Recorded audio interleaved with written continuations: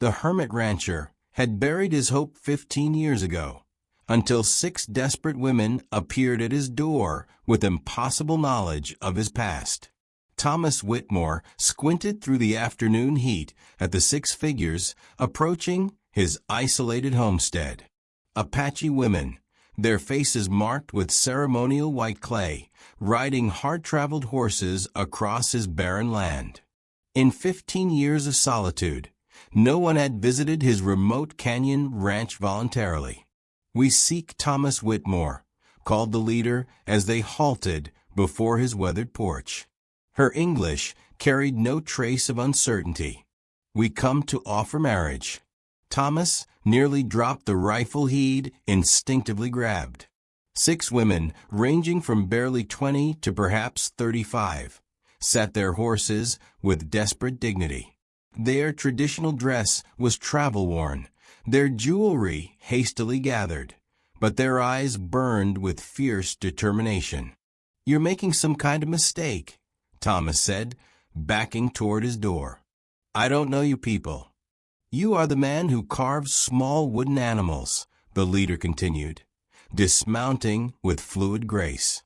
"The man who lost a wife named Rebecca and 3 children who never drew breath. The man who speaks to grave markers every morning like they might answer." Thomas's blood turned to ice water. No living person knew those details. He'd made certain of that through years of careful isolation. The wooden animals, he'd burned them all after Rebecca died. The graves, he'd marked them with simple stones, no names, no dates. And his morning conversations with the dead were conducted in whispers that couldn't carry beyond his own ears. "How could you possibly," he began, but stopped when the woman reached into her leather pouch and withdrew something that made his knees buckle. A small wooden rabbit, no bigger than his thumb, carved with the same careful hands that had crafted dozens of similar toys during Rebecca's difficult pregnancies. He had burned every piece he'd made, watching them turn to ash as fever consumed his wife. Yet here one sat, impossible as snow in summer, in the palm of a stranger. "Where did you find that?" His voice cracked from disuse and shock. "From the medicine woman who tended your wife," the Apache woman replied. "Bright Feather kept this hidden for 15 years, waiting for the right moment to return it. She died 4 days ago, but not before telling us where to find the gray-eyed rancher who carved hope into wood." Thomas staggered against his doorframe. Bright Feather. He'd forgotten that name, pushed it from memory along with everything else from those terrible months. But he remembered now, the old Apache woman who had come when no white doctor would travel so far for so little payment. The one who had brought herbs and knowledge, who had tried desperately to save Rebecca and the babies when conventional medicine failed. "Bright Feather said you would help us," the woman continued, "because you understand what it means to lose everything to circumstances beyond your control." Thomas looked at each woman carefully for the first time.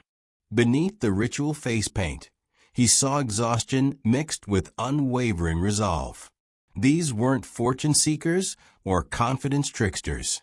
They were refugees fleeing something terrible enough to drive them to this desperate gambit. "I'm Ayana," the leader said, introducing herself with formal gravity.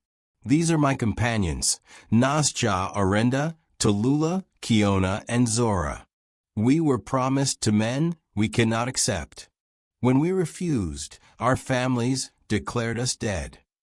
She gestured to the white clay marking their faces. "This paint marks our death to our people. We cannot return. We cannot survive alone in these territories." One of the younger women, barely out of girlhood, stepped forward. "I am Kiona. The man chosen for me has buried 4 wives already. Each died in childbirth or from his fists. I would rather face death than guarantee it." Thomas studied their faces, seeing desperation tempered by dignity. Whatever drove them to his door had been worse than exile, worse than seeking marriage with a complete stranger. Why marriage, he asked. Why not just hide until the danger passes? Because territorial law recognizes marriages between Apache women and white settlers, Ayanna explained.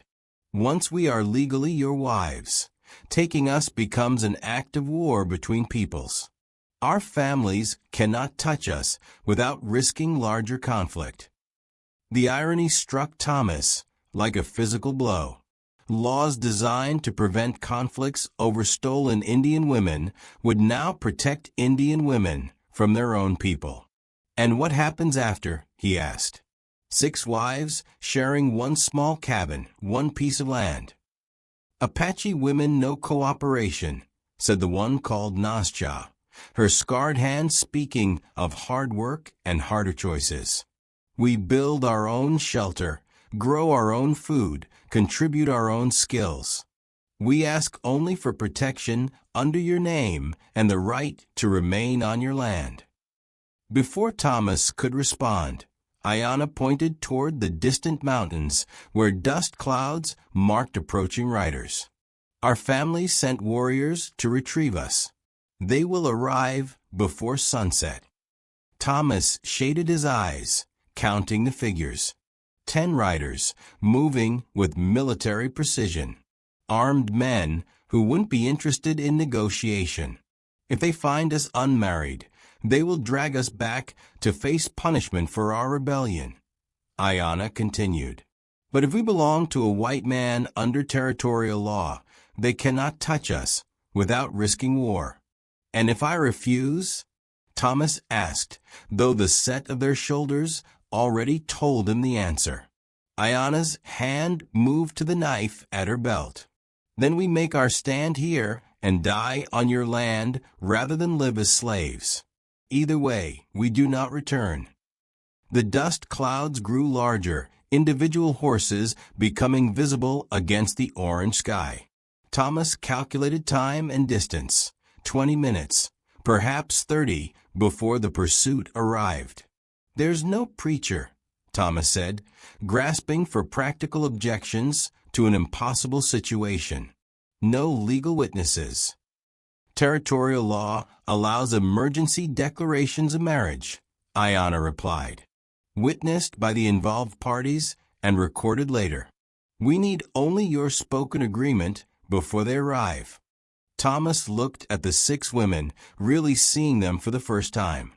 Beneath their desperation, he recognized something that made his chest tighten with painful memory. They stood like Rebecca used to stand when facing impossible choices, back straight, chins raised, ready to bear whatever weight the world demanded. The approaching riders were close enough now that individual voices carried on the wind. Angry voices, speaking in rapid Apache about shame and duty and the necessity of bringing the women home. What are your names again? Thomas asked quietly. Each woman stepped forward in turn. Ayanna, Nascha, Arenda, Tallulah, Kiona, Zora. Their names fell like stones into still water, each creating ripples that would reshape everything that followed. Thomas thought of the 15 years he'd spent talking to gravestones, carving animals he would never give away, living like a man already dead. These women offered him something he'd forgotten existed, a reason to face tomorrow. The lead rider reached the edge of his property, close enough for Thomas to see war paint streaked across young features twisted by rage. The warrior raised his rifle, not quite aiming, but making his intentions unmistakably clear. I, Thomas Whitmore, take you as my wives under territorial law, Thomas declared, his voice growing stronger with each word. I pledge to protect and provide for you, to stand with you against all who would do you harm. The women spoke in unison, their voices carrying across the yard like a battle cry, We accept your protection and offer ours in return." The young warrior who had led the pursuit dismounted at the edge of the yard, his rifle trained on Thomas. "White man," he shouted in heavily accented English, "you harbor our women. Return them or face the consequences." Thomas stepped forward, placing himself between the warriors and his new wives. For the first time in 15 years, he felt like the man Rebecca had married, someone willing to fight for what mattered. "These women are my wives under territorial law," Thomas called back. "They are under my protection now." The warrior's face darkened with fury. He spoke rapidly to his companions in Apache, and Thomas saw hands moving toward weapons. But then something unexpected happened. The warrior's eyes fixed on the silver pendant at Ayana's throat, and his expression shifted from rage to something approaching awe. "That belongs to Bright Feather," the young man said, his voice losing its commanding edge. "She was medicine woman to our people. She died 4 suns ago." Ayana's hand moved protectively to the necklace. "She gave it to us, said it would guide us to safety." The warrior studied Thomas with new attention. Bright Feather spoke of a white woman who died bringing forth children. Said this woman's spirit was restless, that she had unfinished work. He paused. "You are the husband she mentioned." Thomas felt understanding dawn with devastating clarity. Bright Feather knew Rebecca. She tried to save her. Bright Feather carried guilt for 15 winters, the warrior explained. Said she failed to save your woman and children. She told us these women would come to you because you would understand their need. Behind the warrior, an older man with ritual scars across his weathered face spoke sharply in Apache. The young leader responded with equal force, and Thomas caught enough words to understand they were arguing about whether to honor a dead medicine woman's wishes or enforce tribal law. "My uncle says Bright Feather was old and confused," the warrior translated. "He says these women belong to their families, not to dead medicine women or white ranchers." His hand tightened on his rifle. He wants to settle this matter with blood. Thomas stepped closer to the mounted warriors. "Then he'll have to kill me first. These women asked for my protection, and I gave my word." The scarred uncle raised his weapon, but the young warrior grabbed the barrel and forced it down. They argued in rapid Apache, voices rising with each exchange. They debate whether Bright Feather's final wish carries more weight than tribal custom. Ayana translated quietly. "The young one is her grandson. He believes we should be allowed to choose our path." The argument intensified, the uncle's voice growing more aggressive. But then the young warrior did something that surprised everyone. He dismounted and walked toward the stone markers that indicated Rebecca's grave. The warrior knelt beside the simple grave and placed his hand on the weathered stone. When he looked up, his eyes reflected deep emotion. "Bright Feather came here every month for 15 years, he said, his voice carrying clearly across the yard. She brought flowers, cleaned the stones, spoke to the dead woman in both languages. He stood slowly. She said this white woman died trying to give life, and that made her sacred to our people." Thomas felt his throat close with emotion. All those times he'd found fresh wildflowers on Rebecca's grave, assuming they'd blown there by chance. All those mornings when the stone seemed cleaner than he'd left it. An Apache medicine woman had been honoring his wife's memory while he wallowed in guilt. Bright Feather said she learned much from watching your woman fight for her unborn children, the warrior continued. Said it taught her that some spirits burn too bright to be contained by one lifetime of sorrow. The scarred uncle spat on the ground and spoke harshly, but the young warrior responded with calm authority. that silenced the older man. "My uncle says the dead are dead and should not concern the living," the warrior translated. "But I am war chief now, and bright feathers' wisdom guided our people for 60 winters. Her final wishes will be honored."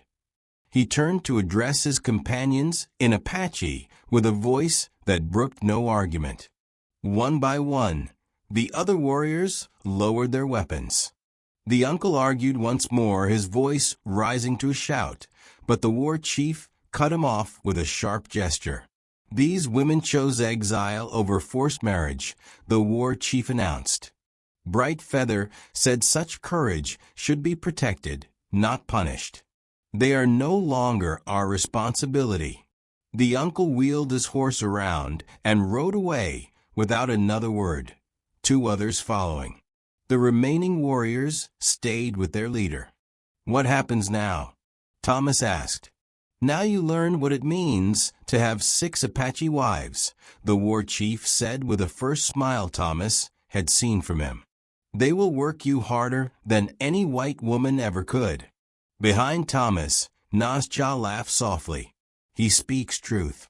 We are not gentle wives who sit quietly by the fire."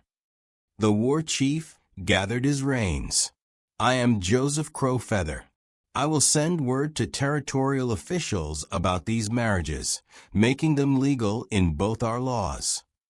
He paused, looking once more at Rebecca's grave. "Bright Feather said the white woman's spirit would rest easier knowing her husband was no longer alone." As the warriors departed, Thomas found himself standing in his yard with 6 women who were now legally his wives, wondering how his solitary existence had transformed so completely in the span of a single afternoon. The silence following the rider's departure felt heavier than the years of solitude Thomas had grown accustomed to. 6 women stood in his yard, their few possessions still secured to their horses, studying the small cabin that had housed only 1 man for 15 years. "We cannot all shelter there," Ayanna said practically. "We will need additional buildings before winter." Thomas nodded, grateful for her directness. "There's lumber in the barn, tools too. The land is suitable for construction." He paused, still adjusting to the reality of addressing his wives. "Do you know building techniques?" Tallulah, who had remained quiet during the confrontation, smiled for the first time since their arrival. "Apache women learn skills your white women do not. We can build, hunt, preserve food, tend livestock. We are not ornaments." Over the following hours, Thomas watched in amazement as the women transformed his property with efficient organization. They assessed every resource, planned living arrangements, and began preparing for permanent settlement. Orenda and Kiona examined his vegetable garden with knowing eyes, discussing improvements in rapid Apache. Nasja and Zora evaluated his small cattle herd, pointing out animals needing attention. "Your bull is past his prime," Nasja informed him bluntly. "He cannot properly service all the cows. You need younger breeding stock." Thomas found himself laughing, actually laughing, for the first time in years. "You've been here 4 hours, and you're already rebuilding my entire ranch." "That is what wives do," Ayanna said matter-of-factly. "We improve life, not merely maintain it." As evening approached, practical questions became more personal. They gathered around the fire pit the women had enhanced with stones from a creek, sharing a meal somehow prepared from his meager supplies. "How does this arrangement function?" Thomas asked finally. 6 wives, 1 husband. I don't understand the expectations." The women exchanged glances before Orenda spoke. "We are not 6 separate wives competing for your attention. We are one family with different strengths. Some of us may bear children if we choose," Ayanna added. "Others will focus on different contributions." We share duties, responsibilities, and the burden of survival.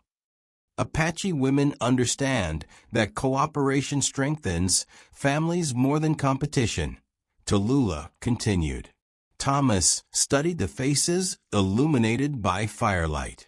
Each woman was distinct. Ayana's natural leadership, Orenda's quiet wisdom, Nazca's practical knowledge, Tallulah's gentle strength, Kiona's fierce independence, and Zora's quick intelligence. Together, they formed something he hadn't experienced since childhood, a genuine family. "What about affection?" he asked quietly. The question hung in the air like smoke from the fire. Finally, Ayana answered with characteristic honesty. "Love develops in many forms. We do not expect you to care for us all equally or identically, but we offer respect, partnership, and the opportunity to build something meaningful together." She paused, her eyes reflecting the flames. After 15 years of grieving, perhaps that provides sufficient foundation. As the women settled into the cabin for their first night, arranging sleeping spaces with quiet efficiency, Thomas found himself looking toward Rebecca's grave. For the first time since her death, he felt something other than guilt when thinking of her. 6 months later, Thomas stood in the doorway of the main cabin, observing his wives working in the expanded garden that now fed 13 people comfortably. The property had been transformed beyond recognition. 4 additional structures housed different aspects of their shared life: sleeping quarters, workshop space, storage for their increased livestock, and a communal kitchen. Ayana approached, her belly rounded with the child she carried, the first of what would likely be many. She had chosen motherhood, while Tallulah and Zora focused on crafts they sold in the territorial capital, and Nazca managed their growing herd with skills that made neighboring ranchers envious. "Joseph Crowfeather visits today," Ayana informed him. "He brings news from the territorial office." The war chief had become a regular visitor, bridging the gap between their unusual family and both white and Apache communities. His presence legitimized their arrangement and helped others understand that this union served everyone's interests. When Joseph arrived, he carried official documents that made Thomas smile genuinely. "The territorial governor has recognized your marriages as legal precedent," Joseph announced. "Other Apache women facing similar circumstances now have this option." Thomas nodded, understanding the broader significance. Their personal solution had become a pathway for others caught between changing worlds. "How do your neighbors accept this arrangement?" Joseph asked, gesturing toward the bustling property. "Better than anticipated," Thomas replied honestly. "The ranch produces more food than ever before. We trade fairly with everyone. Results speak louder than unusual circumstances." That evening, following their established custom, the family gathered at Rebecca's grave for their evening meal. The women had embraced this ritual, understanding that honoring Thomas's first wife honored the foundation of their current happiness. Thomas placed fresh flowers on the stone marker, flowers grown in the garden his Apache wives had expanded. "Rebecca," he said softly, "Brightfeather was correct. You would have appreciated them. They work as diligently as you did, fight for what matters as fiercely as you fought." Orenda, now visibly pregnant with her first child, smiled at him. She would be proud of the man you have become again. And it was true. The hollow, guilt-ridden hermit who had lived alone for 15 years was gone. In his place stood a man with purpose, responsibility, and hope for the future. 6 women had asked him to marry them all, and in accepting, he had discovered not just companionship, but resurrection. The ranch thrived under multiple capable hands.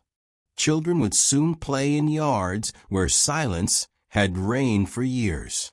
The sound of conversation and laughter echoed off buildings that had known only solitude. Thomas looked around at his expanded family, wives, expected children, and the community they had built together, and realized that sometimes the most impossible requests lead to the most extraordinary transformations. The old rancher who had lived alone was gone forever, replaced by a man surrounded by life, purpose, and love in forms he never could have imagined. As the sun set over the mountains, painting the sky in brilliant shades of gold and crimson, Thomas Whitmore knew, with absolute certainty, that he had found his way home.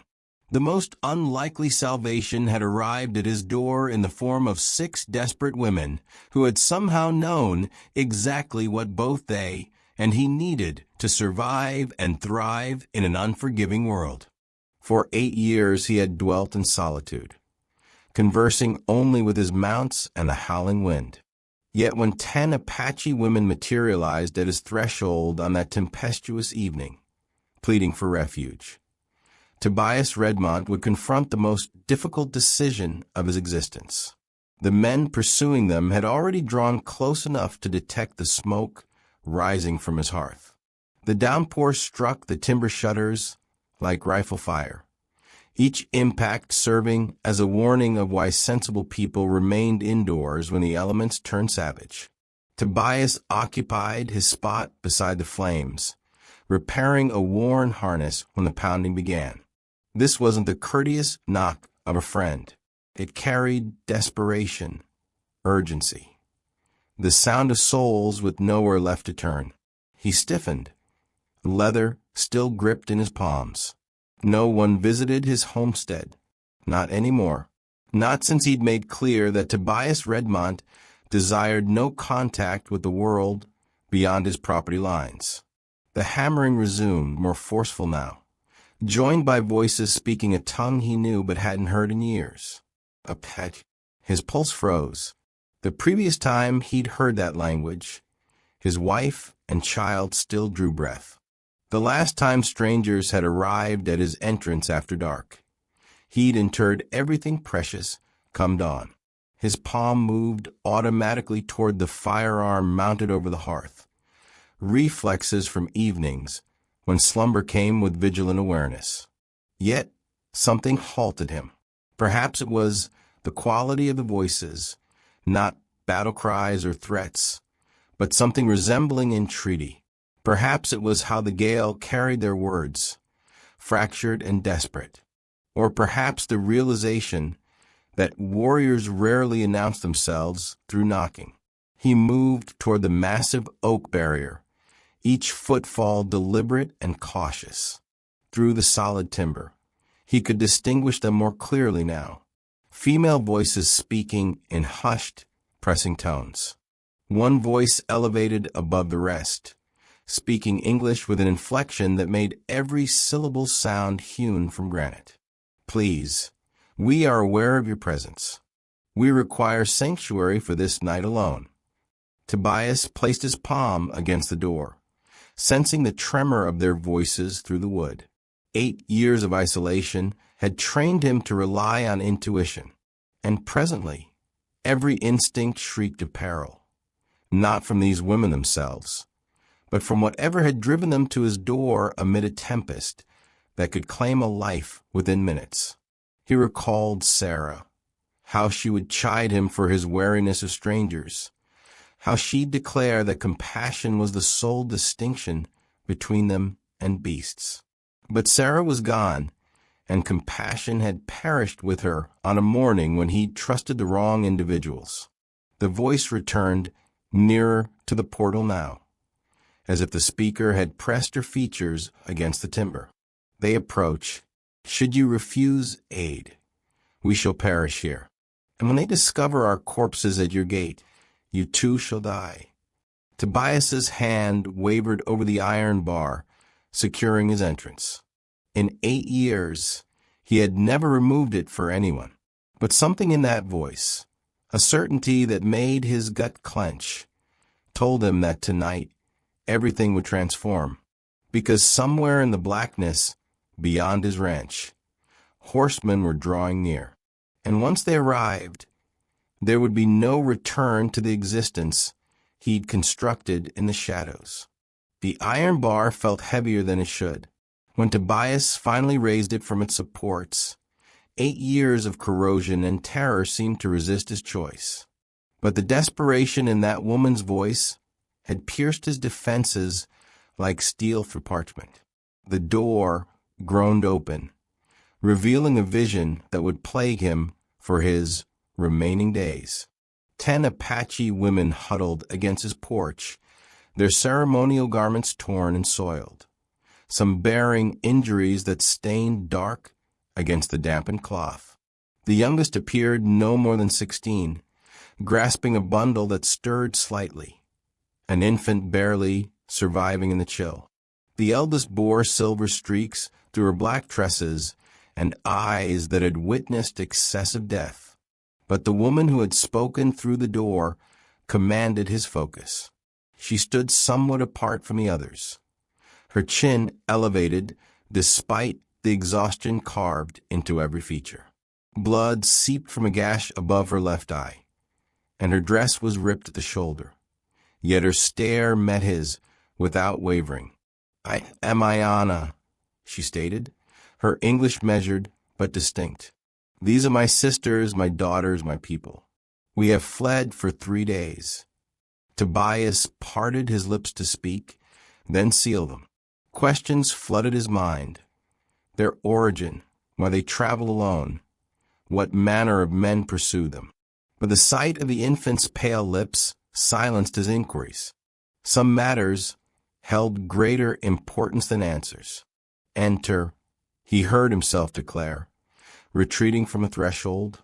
Swiftly, they moved like phantoms, filing past him into the warmth of his main chamber. Tobias had forgotten how confined his dwelling felt with others present.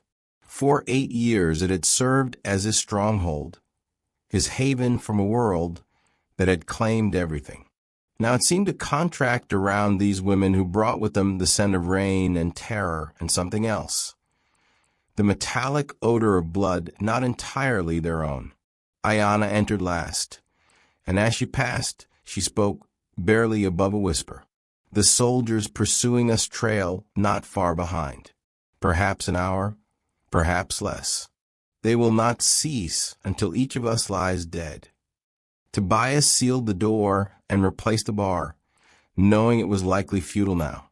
His sanctuary had been compromised not by force, but by choice, and consequences would follow. They always did. "Why?" he asked, turning to face Ayana. "Why do they hunt you?" Her dark eyes found his, and within them he recognized familiar anguish, the expression of someone who had lost everything yet lived to speak of it. "Because we fled instead of dying silently. Because we chose existence when they expected acceptance of death. Because some of us resisted when they burned our settlement and slaughtered our men."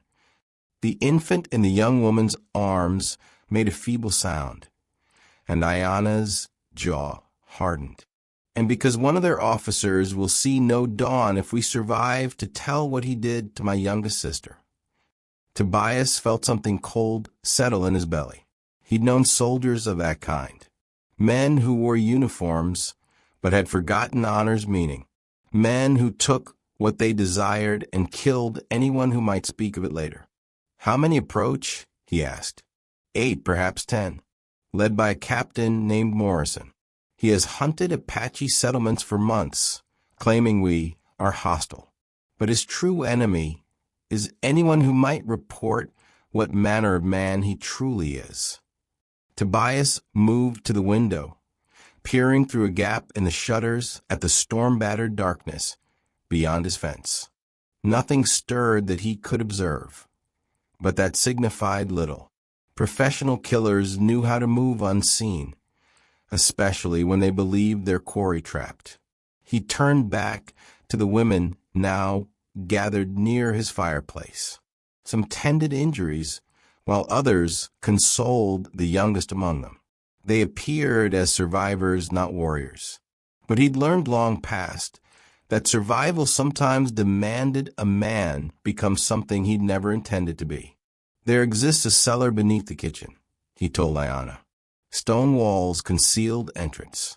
It might accommodate all of you, though it will be tight. She shook her head slowly.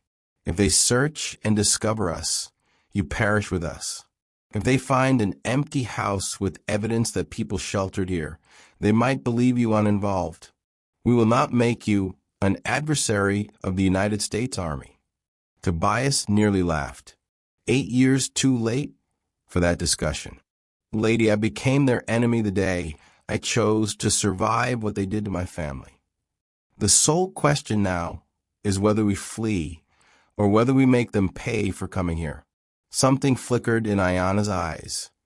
Surprise, recognition, perhaps even hope. Outside, the storm was beginning to diminish, and with it, the cover that had protected them thus far, because in the distance, barely audible over the dying wind, came a sound of horses moving through mud and the low voices of men who believed they had their prey cornered. The sound of approaching horses sliced through the storm like a death warrant. Tobias moved with the efficiency of a man who had survived by thinking 3 steps ahead, seizing his rifle and a box of ammunition from the cabinet. But as he turned back to the women, he saw something that froze him. Ayanna was no longer the desperate refugee who had pleaded at his door. She stood differently now, her posture erect and commanding, and in her hands was a blade that gleamed with more than just firelight. The other women had transformed as well, some clutching weapons they'd concealed beneath their torn garments, others positioning themselves with the practiced ease of people who had fought before. You are not defenseless, Tobias said, comprehension washing over him. We never were, Ayanna replied, her voice carrying a hardness that matched the steel in her grasp. But sometimes it serves to let men believe what they wish to believe. Captain Morrison thinks he pursues frightened women who will cower and plead. He is about to discover otherwise. The youngest woman with the infant moved toward the rear of the house without instruction, and 2 others followed her. They knew their purpose, had prepared for this moment. Tobias realized he wasn't sheltering helpless refugees. He was harboring warriors who had been playing a longer game than he'd comprehended. How many men have you killed? He asked Ayanna directly. Her dark eyes met his without shame. Sufficient to know that Morrison soldiers are not the first to underestimate Apache women. They will not be the last, but they may be the most surprised. Outside, the voices grew clearer, men calling to each other through the rain, coordinating their approach. Tobias could distinguish at least 6 distinct voices, perhaps more, professional soldiers, but operating in terrain they didn't understand, hunting prey they had completely misjudged. The cellar, Tobias said again, but Ayanna shook her head. We flee now and they pursue us forever. We hide and they search until they locate us. But if we end this here tonight, the hunting ceases. Tobias felt something he hadn't experienced in 8 years. The cold clarity that preceded violence when survival stripped away everything except what needed accomplishing. These women hadn't come to his ranch by accident. They'd chosen this ground, this night, this storm. They'd brought their war to his doorstep because they knew exactly what kind of man he used to be. What do you require from me? He asked. Ayanna's smile was sharp as her blade. Captain Morrison expects to find helpless women. Instead, he will find us. But when his men see a white rancher fighting alongside Apache, they will hesitate. That hesitation will cost them everything. A horse whinnied close to the house, and heavy boots splashed through the mud outside. Someone was moving around the building, checking for exits, planning their assault. In minutes, they would be inside, expecting to find cowering victims. Tobias checked his rifle, ensuring a round was chambered. Sarah's voice whispered in his memory, reminding him that kindness was what separated them from animals. But kindness, he was learning, sometimes with a face of violence when it was the only thing standing between innocence and evil. "There is another matter," Ayanna said quietly. "When this concludes, if we survive, you cannot remain here. Morrison's death will bring inquiries, investigations. They will come seeking answers." Tobias nodded. He'd known that the moment he'd opened his door, 8 years of peace was ending tonight. But perhaps that was how it was meant to be. Perhaps some men weren't meant to hide from the world forever.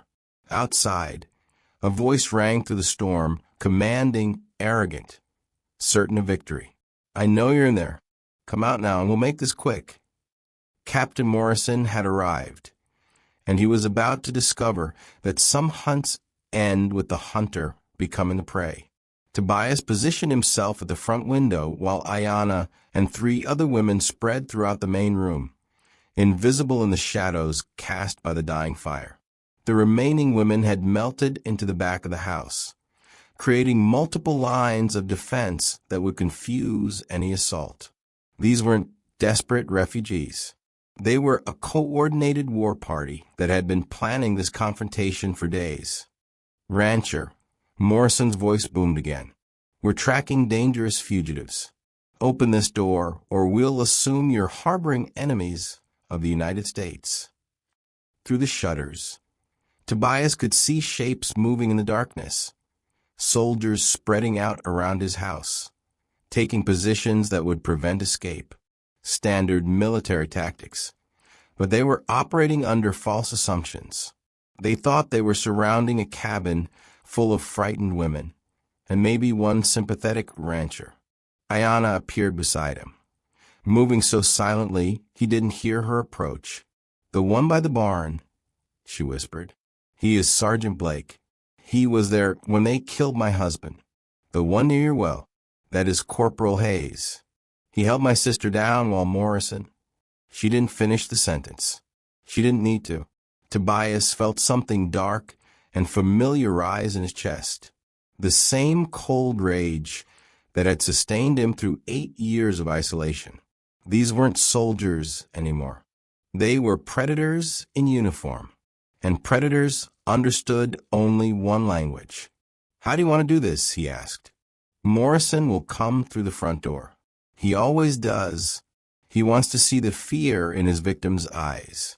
His men will come through the back and sides. But they expect to find women too frightened to fight, and a rancher too scared to resist." She handed him something, a small mirror polished to shine. "When you see the signal, take Morrison. We will handle the rest." Tobias was about to ask what signal when a new voice cut through the storm. Young, uncertain, nothing like the harsh commands they'd been hearing. "Captain, sir, maybe we should just search the place and move on. Could be just some old rancher riding out the storm." Morrison's laugh was ugly. "Private Wilson, those tracks led right to this door. 10 women moving fast, bleeding in at least 3 places. They're in there, and so is anyone stupid enough to help them. We do this by the book, my book." Tobias heard the unmistakable sound of rifles being readied, safeties clicking off. Whatever was about to happen, it was happening now. If you were Tobias, what would you do? Open the door and try to negotiate with men who had already decided to kill everyone inside? Or trust these Apache women who had turned his sanctuary into a battlefield? Tell me in the comments. I need to know which side you choose, because what Tobias decided next would determine whether justice or murder ruled this night. He made his choice. The front door exploded inward as Morrison kicked it open, his rifle raised and ready. But instead of finding cowering women, he found himself staring down the barrel of Tobias's Winchester. For a split second, confusion flickered across the captain's face. This wasn't how it was supposed to go. A second of hesitation was all Ayanna needed. The mirror flashed in the firelight, reflecting a signal to positions throughout the house. The storm that had hidden the soldiers' approach now muffled the sounds of what followed. The whisper of blades finding their targets, the muffled grunts of men who died before they could scream, and the wet sounds of justice being served with Apache steel. Morrison's eyes widened as he understood he'd walked into a trap, but understanding came too late. Tobias's finger tightened on the trigger, but before he could fire, Ayanna appeared behind the captain like a shadow given form. "This is for my sister," she whispered in Morrison's ear, her blade sliding between his ribs with surgical precision. Morrison dropped his rifle, his hands clutching at the wound. But Ayanna wasn't finished. She wanted him to see her face, to know who had brought him justice. "And this is for every woman you thought was too weak to fight back." But as Morrison fell, a new sound reached them through the storm. More horses, more voices. Morrison hadn't come alone, after all. Somewhere in the darkness, reinforcements were approaching, and the real battle was just beginning. The sound of approaching reinforcements turned Tobias's blood to ice. Through the broken doorway, he could see torch flames dancing in the darkness. At least a dozen riders, maybe more. Morrison had been the advance party, not the main force. The real army was just arriving. Ayanna pulled her blade free from Morrison's chest, her face grim as she processed what they were hearing. Around the house, her women appeared from the shadows like ghosts, each confirming what Tobias already knew. Morrison's original squad was dead, but their victory had lasted exactly 30 seconds. "How many?" Ayanna asked the woman who materialized beside her. 15 riders, maybe 20. They heard the gunshot. They know something went wrong. Tobias felt the familiar burden of impossible decisions weighing upon him. Battle and perish or yield and die more slowly. Yet as he observed these women who had transformed his refuge into a war zone, he recognized there might be a third alternative, one requiring him to become the man he'd been before sorrow had made him a recluse. "The cellar," he said quickly, not for concealment, but to endure what approaches next. Ayanna declined with a shake of her head. "We cannot flee from these numbers. They will pursue us across 3 territories." "We're not fleeing," Tobias responded, moving toward a cabinet unopened for 8 years. Within, wrapped in oiled fabric, lay items he'd prayed never to handle again. Explosives, fuses, the implements of a man who'd once demolished mountainsides for railroad construction, and later other purposes when war demanded it. "My homestead sits upon a rise," he explained, his hands working automatically to ready charges. Natural drainage flows down both flanks. When spring torrents arrive, all that water must go somewhere. Comprehension sparked in Ayanna's eyes. "The dam." Tobias nodded. "I constructed it to manage flooding, but destroy it during a tempest like this." He gestured toward the advancing torches. "That valley fills with 10 feet of water within minutes. Anyone trapped below perishes. But we would be destroying your home, your land," Ayanna concluded. Tobias surveyed the cabin that had served as his prison for 8 years, then at Morrison's corpse cooling upon his floor. Home was no longer a location. It was a decision, and his decision was ensuring these women lived to see morning. "Some matters hold greater importance than possessions," he declared, echoing words Sarah once spoke when he'd grown too attached to material things. Outside, the voices drew nearer, commands being bellowed, positions being established. Someone had discovered Morrison's body by now, witnessed the blood, understood that their easy prey had become something entirely different. The youngest woman emerged with the infant, who had somehow slumbered through the violence. But now the child was alert, dark eyes wide and attentive as if sensing the tension filling the air. "Lieutenant Morrison is deceased," a voice roared from outside. "Surrender immediately, or we shall burn you out." Ayanna regarded Tobias, her expression unreadable. "If we proceed with this, there exists no return. You will be a fugitive for your remaining days." Tobias shouldered his rifle and gathered the prepared charges. "Lady, I've been a dead man for 8 years. Tonight I'm choosing to exist again." But as they prepared to depart through the rear entrance, a new sound halted them completely.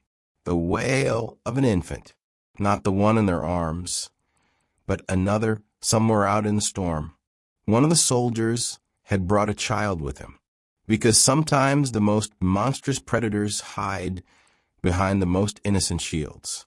And the most difficult choices test how far a man will venture to save those who matter most. The cry of that distant baby altered everything. Tobias froze midway to the back door, the dynamite suddenly feeling like lead in his grasp. Through the shattered front entrance, torchlight danced across Morrison's body, and somewhere beyond that illumination, an innocent child was trapped in the midst of a war that had nothing to do with him. Ayanna seized his arm, her grip iron-strong. It could be deception. Soldiers have employed such tactics before. But Tobias shook his head. He'd heard too many genuine cries in his life to mistake the authentic terror in that small voice. Someone out there, likely one of Morrison's men, had brought their own child on what they'd anticipated being a simple murder mission. Now that child was about to suffer for their father's transgressions. "We cannot detonate the dam," he said quietly. "Not with a baby down there." "Then we all perish," one of the other women hissed. "My daughter's life matters equally to that one." She spoke truth, and Tobias knew it. But some boundaries, once crossed, transform a man forever. He'd been walking the edge of that line for 8 years, and tonight he either stepped back or fell off completely. "There exists another method," he said, setting down the explosives. "More difficult, more perilous, but it keeps everyone breathing." Ayanna's eyes narrowed. "Explain." "We make them believe we're trapped. Make them overconfident. They'll dispatch men to flush us out, while the remainder stay back with the horses." He paused. "And whoever brought that baby, that leaves us outnumbered 3-1. In a fair fight, yes, but this won't be fair." Tobias moved to another cabinet, this one containing items that spoke to a different kind of warfare. Caltrops, iron spikes designed to stop horses, tripwires that could snap a man's neck in darkness, and bear traps that had never seen a bear, but had tasted human flesh during the war. 8 years ago, I transformed this place into a fortress because I feared dying. Tonight, we're going to use those defenses to ensure other people survive. Outside, the voices were organizing. Someone was assuming command, probably Morrison second. Orders were being issued, positions assigned. They possessed numbers and training. But they were operating in darkness on ground Tobias knew like his own pulse. "How do we separate them?" Ayanna asked. "We provide what they anticipate. A final stand, barricade the front, create noise, make them believe we're cornered and desperate. Half their force will come for us. The other half will remain back to secure the retreat route." And then Tobias smiled, and it wasn't a pleasant expression. "Then we demonstrate the difference between hunting frightened women and fighting people who've got nothing left to lose." The strategy was simple, brutal, and completely mad. Ayanna and 4 women would create a diversion at the house front, making sufficient noise to attract the assault team. Meanwhile, Tobias and the remaining women would circle around through terrain only he knew, targeting the reserve force and hopefully getting that baby to safety. "If this fails," Ayanna said, as they prepare to separate. Morrison's death will mean nothing. They will portray us as savage murderers and use our bodies to justify 10 more raids. And if we do nothing, Tobias replied, that baby out there dies for its father's crimes. And you all die for the crime of wanting to live. Sometimes the only choice is between bad and worse. If you're enjoying the story, subscribe to the channel. The baby's cry came again weaker now, and Tobias felt time slipping away like water through his fingers. Every second they delayed was another second closer to a child's death, another moment that would haunt him if he survived this night. Move, he whispered, as Ayanna and her team took positions at the front of the house. Tobias led the others into the storm through his back door. The rain was lighter now, but the ground was treacherous, and one mistake would alert the soldiers to their flanking maneuver. But as they crept through the darkness toward the sound of horses and hushed voices, Tobias realized he'd made a critical error in judgment. The baby wasn't with the reserve force. It was much closer to the house, somewhere between the two groups, which meant saving the child would require walking directly into the crossfire. The baby's cries were coming from a wagon positioned between the house and the soldiers' main camp. As Tobias crept closer through the mud and darkness, he could make out the shape of a military supply cart, and beside it, a woman hunched over something small and moving, not a soldier's wife. This woman wore the rough clothes of a camp follower, probably a laundress or cook, who'd been forced to bring her child on what should have been a simple mission. Tobias signaled for the Apache women with him to hold position while he moved closer. Through the rain, he could hear the woman's desperate whispers as she tried to calm the crying infant. She was trapped between two forces about to collide, with nowhere to run and no way to protect her child from what was coming. From the house came the sound of Ayanna's distraction. Gunshots, shouting, the crash of furniture being overturned. It was working. Through the darkness, Tobias could see soldiers moving toward the house, leaving the supply area lightly guarded. But lightly still meant 3 armed men who would shoot anything that moved. He made his decision. Rising from cover, Tobias walked directly toward the wagon, his rifle held low but ready. The nearest guard spotted him immediately, raising his weapon. But Tobias called out in a voice that carried calm authority. Easy, soldier. Lieutenant Morrison sent me to secure the civilians. The lie bought him precious seconds. In the darkness and chaos, wearing his dark coat, he could pass for military at a distance. By the time the guard realized his mistake, Tobias was close enough that shouting would bring attention neither of them wanted. You're not Army, the soldier said, but his voice held uncertainty rather than alarm. No, Tobias agreed, and struck the man across the temple with his rifle, but the soldier dropped silently into the mud. The woman with the baby looked up as Tobias approached, terror bright in her eyes. She was younger than he'd expected, maybe 19, with a hollow look of someone who'd seen too much hardship for her years. Please, she whispered, don't hurt my baby. She's done nothing wrong. Neither have you, Tobias said quietly. What's your name? Mary. Mary Hendricks. I cook for the men. Do their washing. Captain Morrison said it would be safe. Said we were just going to arrest some women who'd stolen horses. Tobias felt anger burn in his chest. Morrison had lied to his own people, turned a cook and her baby into unwitting accessories to murder. Even dead, the man was still destroying lives. Mary, I'm going to get you out of here, but I need you to do exactly what I say. Can you do that? She nodded frantically, clutching her baby closer. There's going to be more shooting in a minute. When it starts, you run toward that grove of trees and keep running until you can't hear the guns anymore. Follow the creek downstream. It leads to a trading post about 5 miles south. Tell them Tobias Redmont sent you." "What about you?" she asked. Before Tobias could answer, the remaining guards spotted him. One shouted a warning while the other raised his rifle.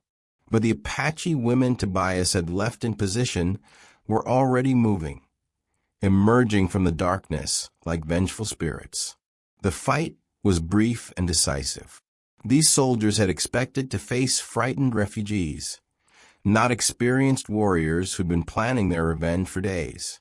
Within minutes, the supply area was secure, and Mary was running into the night with her baby, disappearing into the safety of the storm. But their victory was short-lived. From the direction of the house came a new sound, not gunfire, but something worse: silence. Either Ayana's group had won completely, or they were all dead. Rising above the dying storm, a new voice called out with cold authority. "This is Colonel Bradley, United States Army. You are surrounded by a full company of soldiers.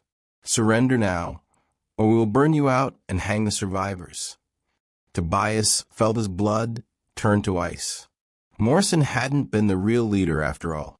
Somewhere in the darkness, a much more dangerous enemy had been watching, waiting, letting others do the dying while he positioned his forces for the killing blow. Colonel Bradley's voice carried the confidence of a man who held all the cards. Through the darkness, Tobias could see torches spreading out in a wide circle around his property. Not the dozen riders they'd originally faced, but what looked like a full military operation. Morrison had been the bait, and they'd all walked straight into the trap. But as Tobias processed this new threat, he heard something that changed everything. Ayana's voice calling from the direction of the house. "Tobias, we have Bradley's son." The silence that followed was deafening. Even the storm seemed to pause, as if nature itself was waiting to see how this would unfold. Then Bradley's voice came again, but now it carried a tremor that hadn't been there before. "Release the boy, and we can discuss terms." "There are no terms," Ayana shouted back. "Only justice. Your men destroyed our village, murdered our families, and worse. Now you will answer for their crimes." Tobias made his way back toward the house, moving carefully through terrain that was now a maze of soldiers and position weapons. As he got closer, he could see the situation more clearly. Ayana's group had indeed won their fight, but at a cost. 2 of the Apache women lay still in the mud, their sacrifice buying the others a chance at survival.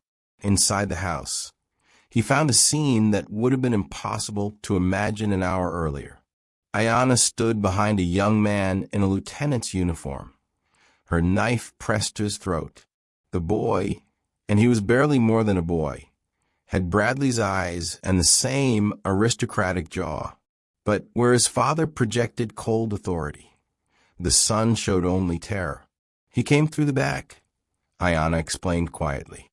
"Thought he was being clever, flanking us while his father's men attacked the front. Instead, he delivered himself to us." The young lieutenant tried to speak, but Ayana's blade pressed closer to his skin, drawing a thin line of blood. "How old are you?" Tobias asked the boy. 19, came the whispered reply. "Same age as the cook's daughter who just ran into the night because your father turned her into a target. Same age as some of the women your captain murdered." Tobias moved closer, studying the boy's face. "Tell me, Lieutenant Bradley, did you know what Morrison was really doing to those villages?"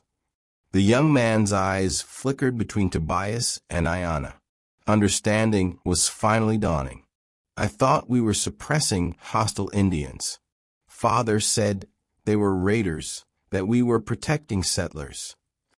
"Your father lied," Ayana said softly.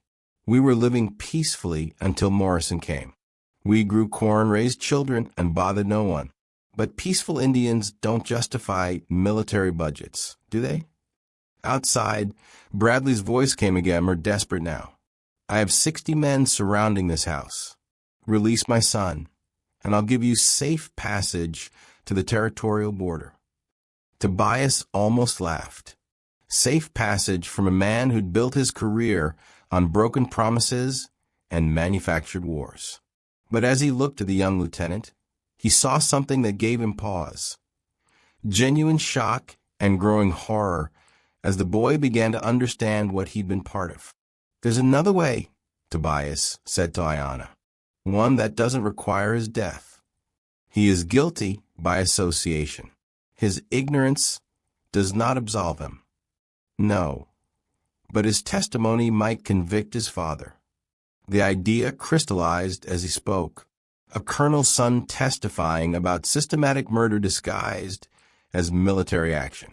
It would destroy Bradley's career and expose the corruption that had enabled men like Morrison. "You want me to betray my father?" the young lieutenant whispered. "I want you to tell the truth," Tobias replied. "The question is whether you're man enough to face what that truth means." Before anyone could respond, a new sound cut through the night, horses approaching at full gallop, and with them, voices shouting orders that didn't come from Bradley's men. Someone else was arriving, someone with enough authority to make a full colonel nervous. Through the broken door, Tobias could see new torches, carried by riders wearing different uniforms. Federal marshals, maybe, or territorial investigators. Someone had been watching Bradley's operations, and tonight's massacre had finally drawn official attention. As understanding dawned, Tobias realized they might all survive this after all. But survival would come with a price. The truth would have to be told, justice would have to be served, and powerful men would have to fall. Young Lieutenant Bradley looked between his captors and the approaching reinforcements, then at his own reflection in the blade still pressed to his throat. "What do you need me to say?" he whispered. If you're enjoying the story, subscribe to the channel. Dawn broke over Tobias Redmont's ranch 6 hours later, painting the sky in shades of gold and crimson that seemed appropriate for a night that had ended one kind of war and started another. The federal investigators had listened to Lieutenant Bradley's testimony with growing horror, documenting crimes that reached far beyond Morrison's unit and implicated officials all the way to the territorial capital. Colonel Bradley was led away in chains, his military career destroyed by his own son's courage to speak the truth. The surviving Apache women were granted federal protection and compensation for their losses, though no amount of money could restore their murdered families. Tobias stood in the doorway of his ruined home, watching Ayanna prepare to leave with her people. The babies they'd saved, both the Apache child and Mary Hendrix's daughter, had survived the night, though the cost in other lives had been terrible. "Where will you go?" he asked Ayanna. "North, to relatives who escaped Bradley's campaign. We will rebuild, but not here. This place holds too much blood now." She paused, studying his face. "What about you? Your home is destroyed. Your solitude ended. The man who lived alone for 8 years died tonight." Tobias nodded. She was right. The hermit who'd hidden from the world was gone, replaced by someone who remembered that some things were worth fighting for, worth dying for, worth living for. "I think I'll head west," he said. "Find some place that needs a man who knows how to build things and isn't afraid to defend them." Ayanna smiled, the first genuine smile he'd seen from her. "That cook, Mary Hendrix. She will need protection until she reaches her family in Denver. The trail is dangerous for a woman alone with a baby." Tobias understood. His first act, as a man reborn, wouldn't be running toward a new life, but ensuring others reached there safely. As the Apache women rode north toward hope, and Tobias prepared to ride west toward redemption, the sun climbed higher over a ranch that had seen too much death and just enough justice. Sometimes the end of one story was simply the beginning of another, and sometimes a man who thought he was finished with living discovered he was just getting started. Years later, Travelers would tell stories of the night 10 Apache women, and one lonely rancher stood against an army and won. But those who lived it knew the truth was simpler and more complex. Sometimes the hardest choice isn't between right and wrong, but between staying safe and staying human. And sometimes when the choice matters most, being human is the only thing that really counts. Now, click on the video on the screen to hear a story even better than this one, with a twist so powerful you won't forget it anytime soon. Click on the video.